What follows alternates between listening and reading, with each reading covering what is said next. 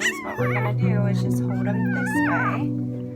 And we're going to pump their legs into their stomach 5 times. 1, 2, 3, 4, 5. Tilt it this way. And then we're going to suction in their mouth, down their throat, get all the gook out, and pat them on their back.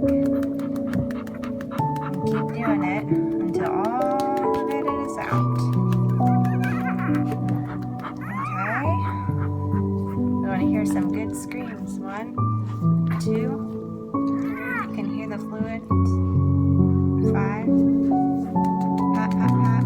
Shake it all out. And then we're going to suction. Get all that gook out.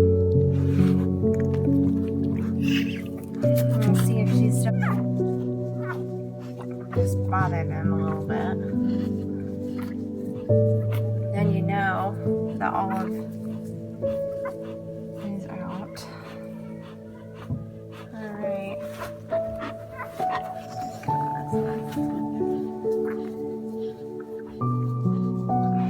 You're doing so good, Mommy.